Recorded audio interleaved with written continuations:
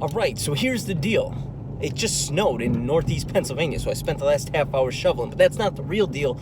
The real deal is the Packers-Bears played last night. It was the Fox primetime game where I lived anyway. Packers ended up winning. Wasn't that close. There was some times in the third quarter where it got a little questionable. I got a little nervous as a fan, but ended up score not that close. So what happened? Bears get the ball first. First drive, they surgically just pick apart the Packers defense. Their scripted play calls that Nagy had was great. They go down, they score a touchdown. Green Bay comes back, they get the ball, they do the same thing. They're running, they're throwing, looks good. Rodgers looks good, Aaron Jones looks good. Offensive line looks good, even without David Bakhtiari. Billy Turner bumped over and played very, very well at left tackle. That is why we signed him from the Broncos in the offseason. But there was a point mid-game where the Packers were up. I think at this point it was either 21-10, 21-13 in the third quarter. Packers were driving. They were pretty much getting ready to put this thing out of reach. And Aaron Rodgers throws a pass, a dime. Couldn't have walked it to MVS any better, and MVS drops it. Would have walked in for a touchdown. That one swung the momentum, and from there, the rest of that drive, offense stalled. The next drive, offense stalled. The Bears made it a one-score game, and I'm in a Packers fans only group on Facebook, and they start bashing MVS, and then other people are like, if you're gonna be a fan, be a diehard, ride or die. Here's the thing, I'm with you. When Marquez Valdez-Scantling fumbled the ball against the Colts earlier in the season, I wasn't too hard on him because he does play a very big role in our offense. Something like this, though, and he's been dropping passes lately, something like this, and I still have faith in him. But if that happens, say that was the NFC Championship game. All right? Drops that pass, momentum swings, we go out and lose that. That's that type of stuff.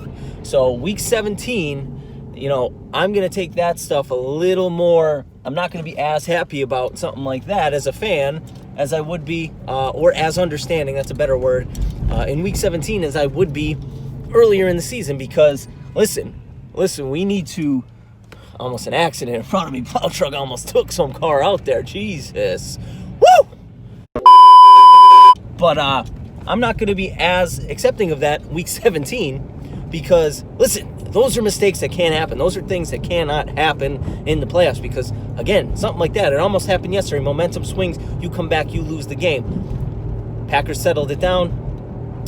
They end up they scored a touchdown. I don't remember when I can't remember if the Trubisky interception that he always throws came when it was a one-score game or when after the Packers scored another touchdown and made it a two-score game. I think it was a two-score game when Trubisky threw his interception, which that's the thing, man. The Bears, they backdoor into the playoffs. So the Cardinals end up losing. Bears backdoor into the playoffs, so they're still there. But, man, Mitch Trubisky, if I'm a Bears fan, I'm not thrilled with him. If I'm the Bears, I'm not giving him a big contract because that's his MO, right? Didn't change. Big games, he usually throws a debilitating interception in the biggest moments, almost like Kirk Cousins. He's almost like the new Kirk Cousins, a little more athletic, but that's the same MO. The same, like when we play the Vikings, I always just think that Kirk Cousins is going to throw a debilitating interception if it's a big game. So the Bears are limping into the playoffs. They backdoored into the playoffs. Who will they get? They will get the Saints. Here's the thing. All right, you're playing the Saints. David Montgomery still running very good. I like him. Allen Robinson, he looks like he has had a career resurgence. He looks very, very good. If I'm going to pick an upset, and I'm not saying that I think they're going to beat the Saints, but if I was to pick an upset, this would be one of the games looking forward that I would strongly consider picking, the Bears beating the Saints, because, listen, man, I know Kamara, last time we saw him, they were running for, Kamara ran for 6 touchdowns, and even yesterday, Ty Montgomery, fan favorite, I love Ty Montgomery, he ran for 100, but they're not a run-heavy team. They are not. And if they get into this game where they drop back, again, Drew Brees drops back 40 times, and you're going to let Khalil Mack and Roquan Smith left this game. Hopefully he comes back because their linebackers are athletic. It's going to be a problem. I do think the Saints will edge it out, but the Bears, like I said, if a team's going to be on upset alert, I think the Saints could potentially be on upset alert here against the Bears. And if the Bears were to beat the Saints next week, that would set up another matchup between them and the Packers the week after that, because the Packers, with this win, they get the 1 seed. They lock that shit up. They will play the lowest remaining seed after Wild Card Weekend. So with that being said, early on, it looks like that might be potentially Tampa Bay because they get the Washington football team, so they will be the 5 seed. If the Saints beat the Bears and the Seahawks beat the Rams, which is going to be also tough because the Seahawks have not looked good coming down the stretch here. So that's going to be dependent on whether or not Jared Goff can play, and even if he does, I think Seattle is still the better team, but it's an interdivision game. That's going to be a tough one. But the way it sets up right now, the team that the Packers will potentially most likely to face, would be the Tampa Bay Buccaneers, which, Aaron Rodgers, Tom Brady. The only 2 quarterbacks this year, could be wrong on this, that threw for 40 touchdowns. Aaron Rodgers, give him a shout out. He threw 48 touchdowns, career high, had a hell of a year, only threw 5 interceptions. Pretty much led the league in everything you could statistically lead the league in as a quarterback, minus yards. He had a great year. Devontae Adams broke the single-season catch record for the Packers. He tied Sterling Sharp's touchdown record. He looks like he needs to get some respect. I've been giving him respect, and Packers fans have been giving him respect for years. The rest of the NFL needs to give him respect. He may be the best receiver in the NFL. He's easily top 3. Don't leave him out of your top 3. He can do it all, inside, outside, jump balls. Got the best footwork off the line of any receiver in the NFL. That's a fact. And man, the running game, I would like to see them run it a little more. There was a possession for the Packers.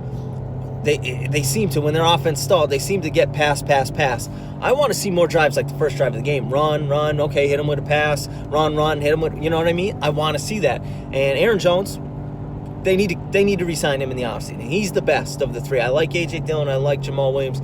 Aaron Jones is the best. If they think that, okay, Aaron Jones, let him walk, we have Jamal Williams, A.J. Dillon, neither of them bring to the table in terms of the receiver or just the physicality, the speed, the vision. They don't bring it like Aaron Jones. Aaron Jones is fantastic.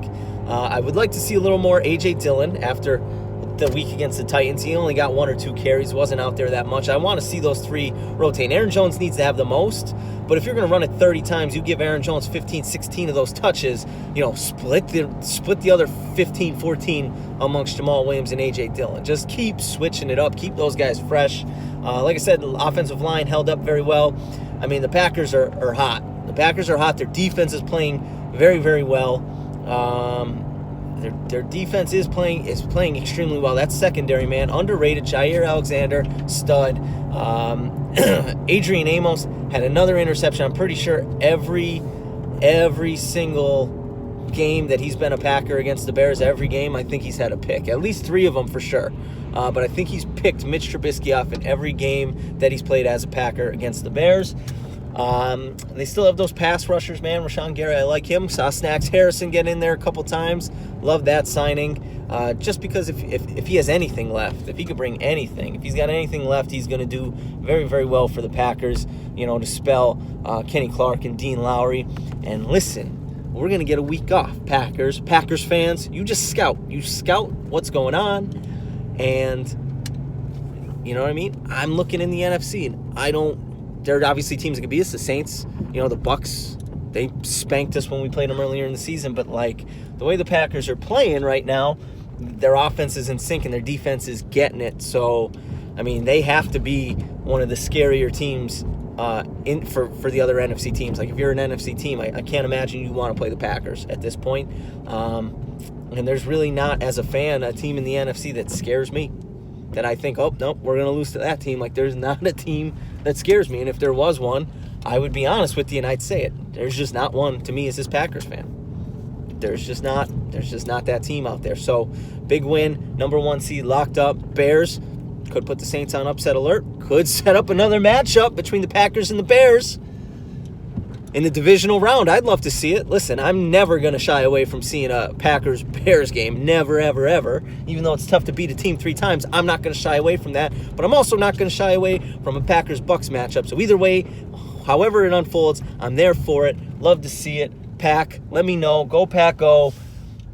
Maybe subscribe, especially if you're a Packers fan. Help a brother out. Subscribe. And we will catch you in the next one.